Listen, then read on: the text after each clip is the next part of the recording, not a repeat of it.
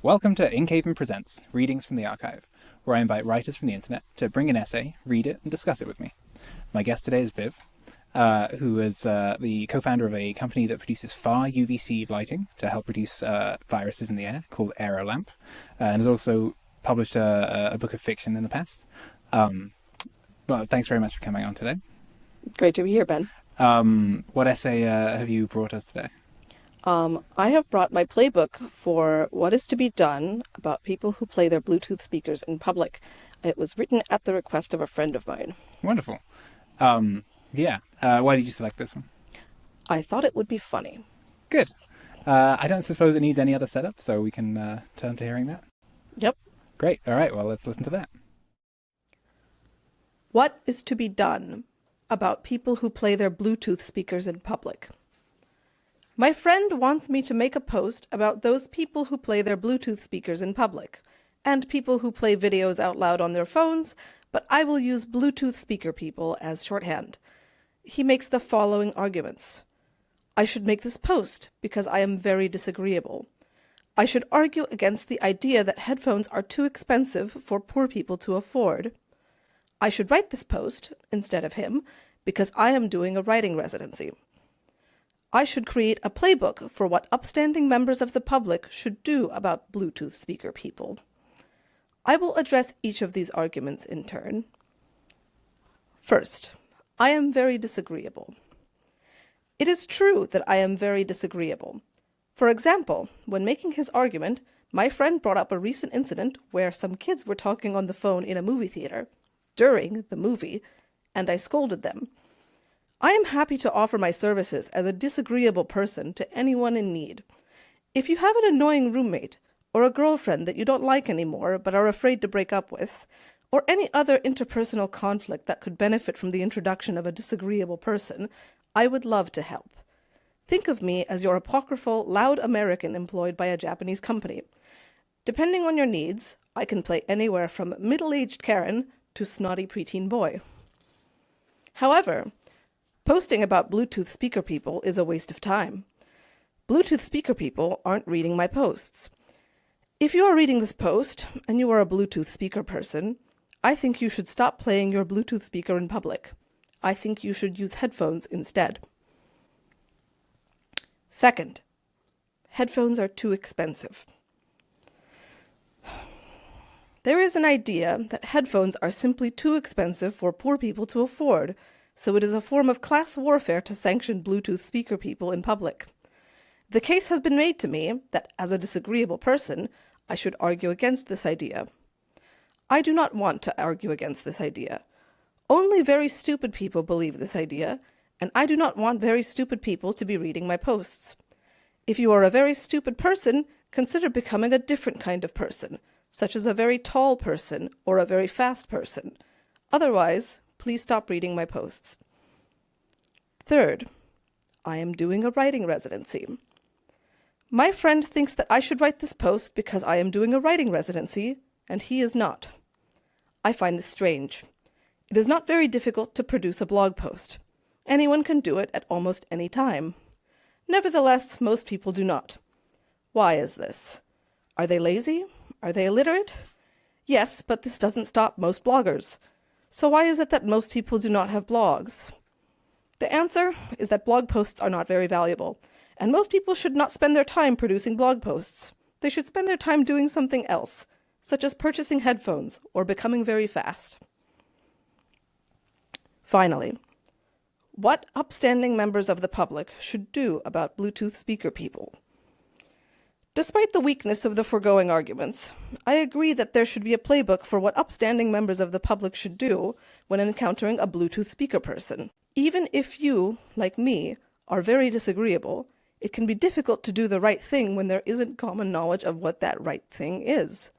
Perhaps you give the Bluetooth speaker person a dirty look, or loudly remark to your companion how inconsiderate and rude the Bluetooth speaker person is, or even confront the Bluetooth speaker person directly in an attempt to instill shame in them. It is possible that Bluetooth speaker people don't realize that they are being inconsiderate and rude. Perhaps dirty looks and loud remarks and direct confrontations may eventually result in their feeling ashamed and ultimately in them changing their ways. But probably not. Probably they are playing their Bluetooth speakers in public on purpose, in order to impose their will upon the public commons. Probably it is because they, too, are very disagreeable. Therefore, I think that when upstanding members of the public encounter a Bluetooth speaker person, they should bodily seize that person, rip them limb from limb, tear the remnants into little pieces, and then fling the pieces into the sea. Now, the playbook. First, bodily seize the Bluetooth speaker person. It is ideal to have at least 3 others with whom to do this, 1 upstanding member of the public per limb. I understand that atomization is up and social connectedness is down, but you should be able to make prolonged, meaningful eye contact with at least 1 other person. If you are in public with a friend or your spouse, each of you only needs to recruit 1 other person. If you are alone, that's okay. 4 is ideal, but as few as 2 can do in a pinch. Second, rip the Bluetooth speaker person limb from limb. It is important to carefully brace when accomplishing this so as not to injure yourself. Execute the ripping motion with proper form. Plant your feet solidly on the ground and use your knees to create a flexible spring base. Keep your elbows bent and your spine aligned. The ripping motion should be done from the hips, not the shoulders. If you have only 2 people in your group, do 1 set of limbs and then proceed to the second. I suggest starting with the arms first and then the legs, but the exact order is not important. Even unorthodox sequences, such as left arm, right leg, followed by right arm, left leg, are permitted, as long as the limbs are ultimately removed. Third, tear the remnants into little pieces, in whatever way you prefer. Cutting, rending, cleaving, or sundering is also acceptable. Remember to have fun with it. Not every member of your group has to use the same technique. There are no hard and fast rules for how large the pieces should be. Aim for pieces approximately the size of a handful, but don't worry if they are a bit larger or smaller. Larger groups will usually end up with smaller pieces. That's okay. Fourth, fling the little pieces into the sea. If you do not live near the sea, then any local waterway will do, so long as it is of sufficient size to adequately absorb the remnants of the Bluetooth speaker person without disturbing the local ecosystem. A major river or canal is usually sufficient. A pond or a stream is not. A storm drain is acceptable in the event that no other waterway is available. Don't let geographical constraints prevent you from doing your duty as an upstanding member of the public. You can remember this playbook with the following initial, SRTF, or sort of.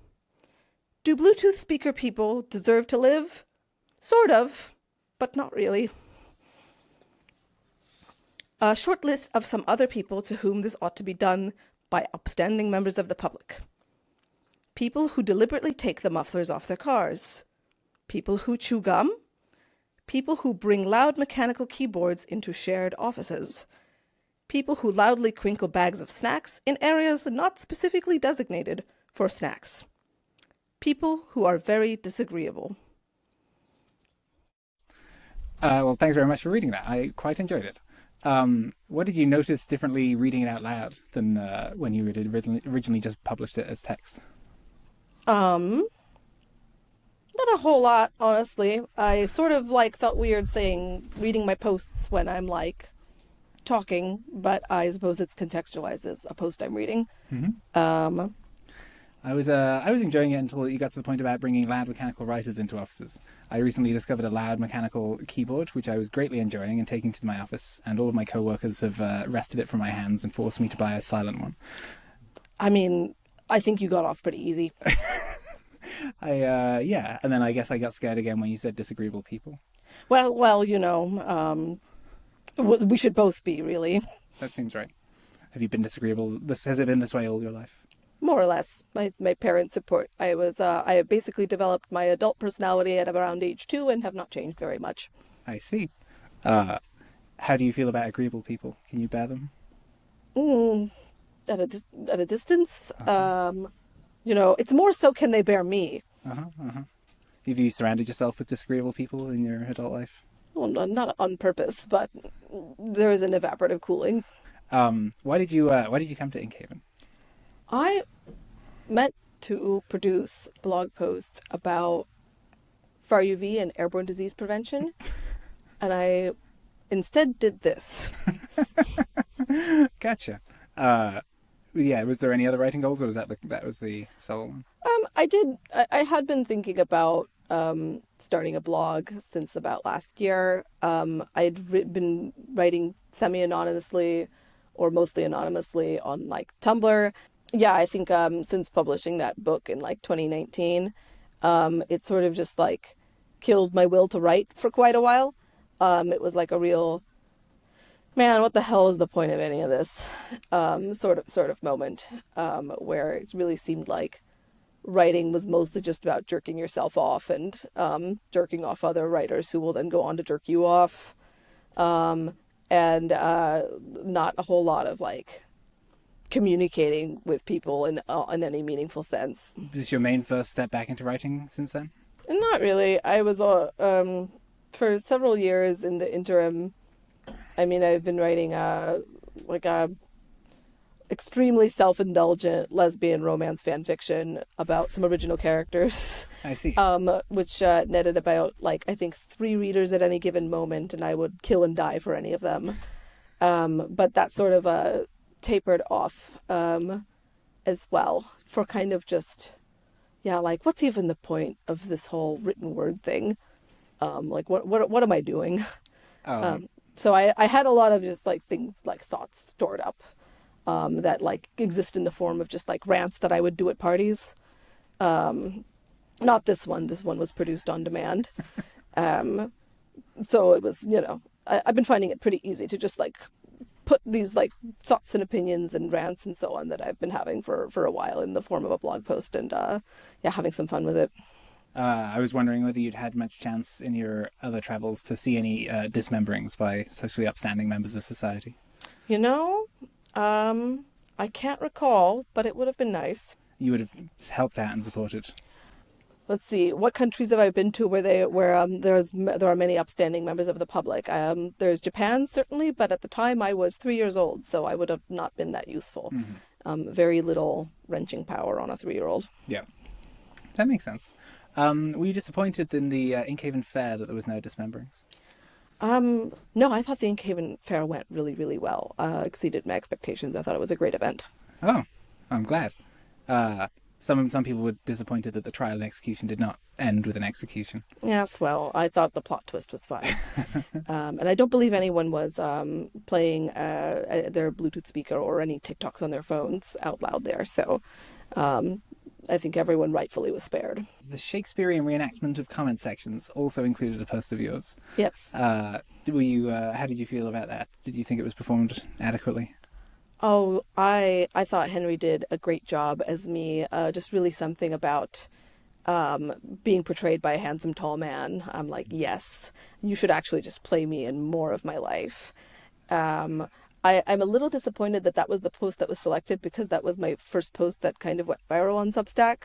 And what I'm finding is that going viral on Substack is sort of about as disappointing as it is to go viral on Tumblr. Better comment quality though. And I suppose in principle more lucrative, but I don't intend to make any money on my pseudonymous Substack. So Disappointing in which way? oh, just I don't know. I'm kind of still thinking about it, where it's like, all right, a lot of people are reading this and many people are commenting on it, and I'm just not finding that very like soul enriching. I have other posts that have a lot more of my me in them. And sometimes that does drive people, like, like people go post to post. And yeah, but like, I mean, I've only been doing this for a month, so I can imagine it growing into something that is a little more soul nourishing. But in general, I do think I've been writing for a long time, and I find humor very easy. That thing about how the things that you're good at are not the things that you feel like you're good at. It's the things that everyone else seems inexplicably really bad at. So I think writing this sort of thing comes very easily to me, and it like frequently gets popular. I mean, this was also kind of how I felt about that book of fiction I published, where I had written other novels that I felt like were more serious or more close to my heart, and then like the one that got picked up was just sort of a silly space wizard book. um you know so it's sort of just like yes, it's happening again. And the kind of like tension between going down like gradients of things that are engaging and popular and that people like versus doing things that are not that literally anything other than that. Hmm. I really enjoyed one of your application stories about a husband and wife who conjured demons and an experience that they had with a conjured demon. I'm glad you liked it. Yeah, I've that's probably my favorite ever piece of fiction that I have written. Uh, I'm really pleased with it, and I've now published it on Substack as well. oh, excellent. I recall asking whether it was based on your marriage. I explicitly had an author's note at the end of that one saying, I conceptualized and drafted the story years before I ever got with my husband, so it is completely unrelated. What did you expect would happen here at Inkhaven for you, and what was surprising about Inkhaven? I mean, I expected I would do more work, including like, blog posts relevant to my company and, my research area. I have found it more difficult to keep up with my job and also post and also work on. I have been working on other blog posts about that I have been that were part of my like writing goals. Just not publishing them as much and publishing them on a different platform. Trying to keep things a bit separate. And also because my husband was here for the first 2.5 weeks and he had never been to the Bay Area, so I was like pretty concerned of like showing him around and making sure he had more than nothing to do. Mm-hmm. So I found I have gotten way less other stuff done than I was trying to. Did he have a okay stay here, visit here to Yeah, Inkhaven? he got all of his wish lists done. I believe he even published some of his own posts, reviewing all of the bathrooms at Lighthaven. Oh, I do recall those. He did really shame us for a very poorly placed corn light bulb, which I posted in the team Slack. I'm really excited to tell him that. What was the easiest piece to write that you wrote here at Inkhaven? They were all kind of easy. I don't know. Like I said, I've been at this for a long time, and the daily publication requirement does mean that I tend to sort of just like slide down the gradient of things that I find easy. I guess easiest. Probably it was a post from, I think it was yesterday's post, which was a review of my favorite book of writing advice. Nobody Wants to Read Your Shit by Stephen Pressfield. I wrote it in, I think, about an hour or two, just sitting in the bath, like after midnight, and then I posted it at like 2 a.m. I aim to keep it short because, nobody wants to read your shit. Which I do think I think the book is great. It only takes like an hour to read, and it's full of like just great insights from an unsuccessful novelist who failed to be a novelist and then had to get a job writing ad copy, and like learned a lot of deep lessons about what it is to like write engaging writing that other people find valuable, and then went on to become a successful screenwriter. Ah, nice. What are you proudest of in your writing that you've produced at Inkhaven? I'm pretty pleased with the piece I wrote today, which I wrote in a few hours in a state of a bit of delirium, because I am coming up on 8 months pregnant, and I've been getting about 4 hours sleep for the past 4 days in a row. So that pregnancy insomnia is starting to get me. Nevertheless, it was like fairly long. I think quite funny. Expressed some like actually useful advice. The piece from today was you suck at dating apps because you're not off-putting enough, which is a thing I believe. But mostly it was just like funny. And also people kept coming up to me and asking me for me to write it, because I previously published for a few days ago my second viral post, which was you suck at dating apps because you're straight. Mm-hmm. Yes, I read that one. Yeah, a lot of people liked that one and at the end of it I promised that that I was going to reveal my secrets and tell everyone the right way to use apps in a future post, because I think I posted that one 3 seconds before the midnight deadline. So I had to cut it there.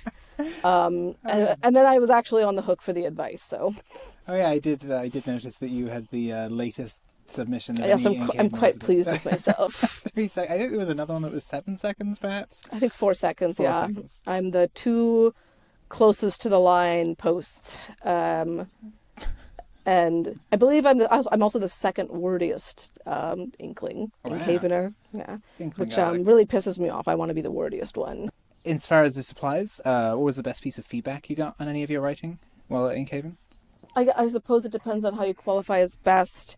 I did submit this piece that I read to Scott Alexander's office hours, and he had been doing really detailed sentence level feedback for everyone and really get in, like, talking about object level and also like the structure of the piece and the sentences.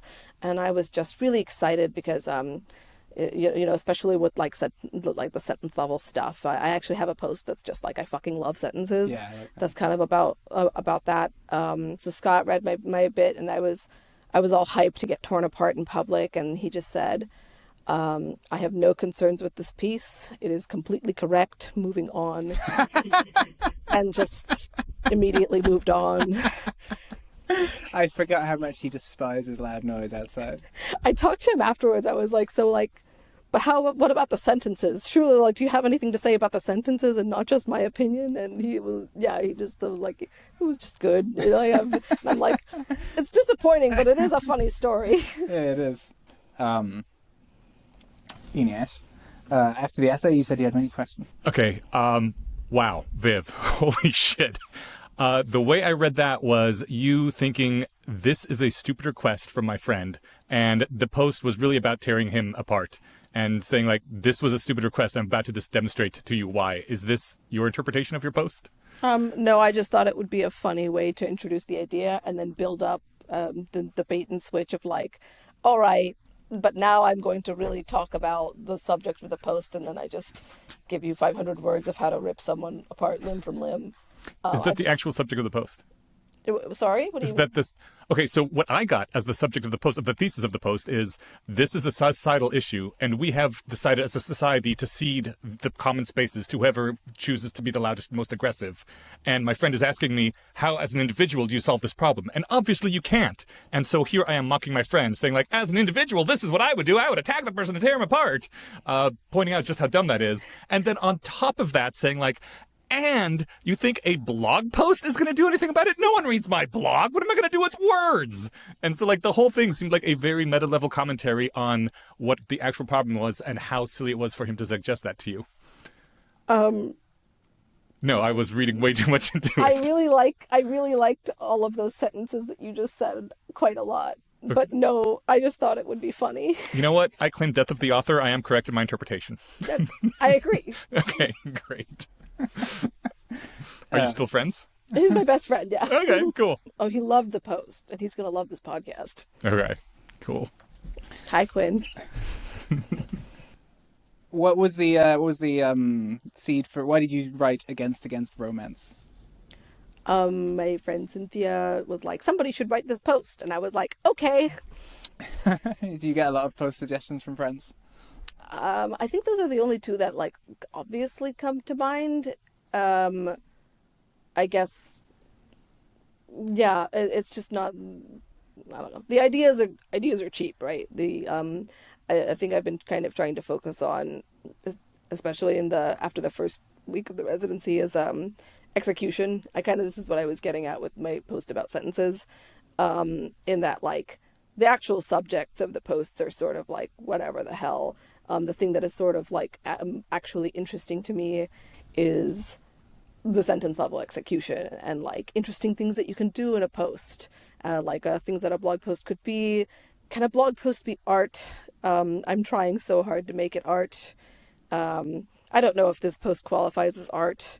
Maybe a really stupid kind of art, but yeah, I always remember the British comedian Stuart Lee holding up to a Venn diagram of, like, in this instance blogging and art, they very slightly can overlap, And he was always saying yes. And once you cross over into that band, you suddenly become very bad art. Finally, at the point in which you manage to reach it. That's interesting. I didn't know you've been focusing as much on like lower level sentence structure and ways and exploring different things you could do. Do you mean like on the sentence level stuff? Yeah. I mean, I think more so it's just like where my attention has been. Of just like some of my earlier posts, I sort of just like I'm talking, Yeah. and I just write down what I think, and I'm like less pleased with those, especially because I don't think I have any like super valuable ideas, or at least none that I like feel very pressed to tell the word about. I have like normal person ideas and normal person thoughts. Some of them are like incendiary and silly and maybe not entirely sincerely held. But so it's much more interesting to use the scaffolding of that to like actually like pay quite close attention to, how do all the words actually sound together, picking just the right word, doing like paying attention to rhythm, all that sort of stuff. I think this is just something that I became much more interested in writing some years ago, on the order of say like 7-8-ish years ago, after kind of having written a couple of novels and like gotten a bit bored with concepts like plot and character and things of that nature that are like macro structures, and getting a lot more interested in things like style, and words themselves. Who do you like to read? Is there anyone you're trying to aspire to be similar to on this level of writing? I would say Ursula Le Guin is the author I most associate with this kind of like precise interest in style, and focus on style as sort of the thing that the writing is made out of, and that if you take the style away, everything else, there's like not a whole lot else. And she is one of my favorite authors. So, is there anyone else here at Inkhaven whose posts you've enjoyed reading? I think probably my favorite writer here is Natalie. And Drew also. I think those are my two favorites. Have you come here to Lighthaven before for other things? Yeah. My co-founder and one of my best friends, Misha, lives like 5 minutes down the street. So, I've been like loosely involved with, rationalist stuff since I was like a teenager. So I'm. Oh, great. Yeah. This is not. I've been drinking the Kool-Aid for a hot minute. But yeah, Drethlin is the Drethlin of the famous Drethlin Gardens. That's right, where nobody ever goes, which makes them like a great spot to like go to where no one else is, and you can be quiet. Yeah, even when we have like 600 people here for events, you can still have a kind of calm time in the Drethlin Gardens. It's I think it's very curious. I wonder if it was an intentional design choice, because they could be quite hard to find. I think my first couple of days here, I would just repeatedly wander around like a moron, looking for the gardens, or sometimes the other buildings. So that's been my main skill level up, is knowing where all the locations at Lighthaven are. Has daily writing done anything different to your mind than your other writing experiences? Daily writing comes pretty naturally to me. I think what's unusual for me is writing something different every day. And often just like not knowing what it's going to be in the when I wake up in the morning. I find that it has had and like I said, I've been struggling with this engagement gradient thing. But I find that like the more blog posts I produce, especially like since some of them take off and they get engagement and people talk to me about them, and the more my brain naturally just generates more of them and thinks, oh, I should do this on this and that on that. And, at this point I have like enough drafts and ideas to keep doing Inkhaven for, I don't know, 3 more months, which is, and I'm not sure how I feel about that. I do plan to keep the blog going after this is done. Most people go down to a weekly rather than a daily basis after Inkhaven. Yeah, something like that. Though it would be kind of fun to see how long I could keep daily posting going if I was like, just for laughs. Last time, the blogger Margarita Lovelace posted daily during Inkhaven, and then continued to do so until April 1st, which was 5 months of daily blogging. Yeah, well, I'm having a baby in 6 weeks, so I don't think I will manage that. Although it would be quite something if I did. I will repeat to you what I said to my other friend who had a baby, that I would greatly enjoy if she tweeted during her labor. I 100% plan to tweet through my labor. Great, she did too. It was a good experience. Yeah, and I think I have a draft of my wrap up post in which I'm trying to avoid meta posting too much, or at least direct meta posting. I obliquely refer to a writing residency, to maintain some, staying power on these, avoiding the ink slop, Yeah. as we say. This creature coming out of me is going to be a fascinating source of new experiences and impressions and opinions for me to have. So expect posts about him. That sounds excellent. If you did Inkhaven over again, what advice would you be giving yourself to do it again differently? I think I would just much more fully abandon all my other responsibilities and spend a lot more time just like hanging out and chatting with people. For one thing, I owe a journal a research article that is at this point over a month overdue, and I've been like having that hanging in the back of my head. It's like I gotta really get on this article. And I think it would have been better if I had like planned and more explicitly for like that on the last week or two before coming here to actually clear my schedule. And just like commit to like not doing anything else that I need to do all that effectively, because I have been, but it's just been a bit slapdash and draining my attention in various different directions. Do you endorse that? Would you in fact like wish you had done fewer other things, or was the trade-off like would you'd have gotten more out of your writing focus here, but also? But I think possibly if I had scaffolded this a little bit better instead of just coming in and being like, oh yeah, I'll make blog, like on the days when I can't post something serious, I'll just post whatever. I think possibly I could have done more of what I intended to, that is like posts about UV and airborne disease. Alternatively, I think I would have just wanted to just spend more time with the other residents hanging out and like building deeper friendships and connections. It sounds like Inkhaven would have gone better for you in that regard, but I'm wondering whether your overall life indeed would have gone better had you put these other things down. I think it would have been fine to put some other things down for a month or so. I mean, as I said, this article is like a month overdue. Other things have been also just sort of in suspension, not like properly getting done.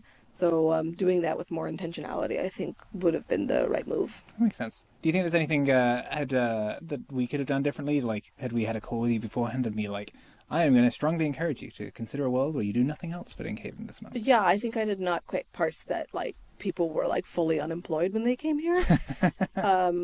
Yeah, I didn't realize I was, like, in a very small minority of people who were, like, trying to do other stuff. I see. Yeah, but also, I mean, I was pretty distracted. I was trying to finish stuff up and clear my schedule, and it just wasn't quite working. I recall getting a text from you saying, so what's this about Inkhaven? Are you asking me by the end of the day to send you $2,000 and decide whether to cross country? And I was like, oh yeah, that is the deadline. You're like, I'll have to think about it. I was like, so I forgot to mention this to my husband. That was it. Yeah. Can I like have a chat with him? Can I get like 2 more days? Yeah, I was like, all right, that seems doable. How did he take it at the initial proposal? At first he was very like yeah, sure, seems good, let's do it. And then then it was like, are you crazy? Why are we spending a month doing this instead of moving? And did not want to come and just like be here for a bit when it mid-move and all that. But I think he enjoyed himself. At least somewhat here. I mean, wrote those bathroom reviews. Yeah, I guess other things could have done. I guess the other thing I would have wanted from kind of Inkhaven staff is scaffolding feedback a bit more, because right now feedback is a very opt-in, high friction sort of action, whereas I would have been pretty happy if there were more like it was more of a default thing where it's like there's just regular like events where I keep thinking about this. So just an event where you bring in whatever you happen to have currently, doesn't matter what it is, if you have literally nothing, you can submit the previous day's thing, but you just have to bring in something, and making that a bit more of like a costly to opt out of sort of thing. That makes a ton of sense, yeah. I always have a hard time making things mandatory. I like telling people your only obligation is to write. Yeah, But or if not mandatory, then at least like highly default, and then like you have to opt out rather than opt in. yeah, Similarly, I think just like the daily publication requirement meant that I very rarely had something that I really wanted feedback on. yeah. It was either something that I was like, it's already out there. It's beyond, and I generally didn't have much backlog. And the things that I did have backlog on, they were just a bit more structured and like longer. And yeah, I think I think if I had known more about like what the rhythm of this would have been like, I would have scaffolded and planned a little bit differently. That makes sense. Yeah, I also do think that like the alumni version of Inkhaven would have worked better for me. Just like as someone who is a fairly experienced writer and Yeah. already has like, not recently, but in the past, had a daily writing habit and like not really much problem like hitting post either. I think I would have benefited more from just the like, you're on the hook for 3,500 words a week. Other than that, whatever. Honestly, even if the word count was higher, like I'd be pretty happy to be like put like on the hook for, 5,000 to 7,000 words per week. That makes sense. Yeah, my colleague is proposing that I offer a version where you can come in and do that, even for a shorter amount of time, and just charge more for that one, for people who are like, no, I definitely don't need to do daily publishing. I know what I'm doing. Interesting, you would charge more for that. If they were coming less time, then I think that they are like less part of the whole environment. Yeah. But yeah. I guess the other one is, then for the... Anyway, I'll think about it. Cool. I think I've hit all the things I wanted to ask you about. Thanks so much for reading that. That was really fun to listen to. Yeah. And thanks for coming to Inkhaven. I've really enjoyed reading all of your writing while you've been here. Thank you. I've really enjoyed my time here. Good. All right. Farewell. Before we wrap up, I'd just like to thank our sponsor for this episode, WordPress.com. As a teenager, many of the blogs I grew up reading were built using WordPress, such as Slatestar Codex, Don't Worry About the Vars, and Steffel Optimized. The co-founder of WordPress, Matt Mullenweg, went on to build WordPress.com, a hosting service that supports bloggers. It provides an interface that allows you to design your website and to use the near infinite family of libraries and plugins that have been built for WordPress. If you're someone who cares to be able to design your own blog, for your ideas, for your writing, and for your own aesthetic, then by far one of the best options on the internet today is WordPress.com.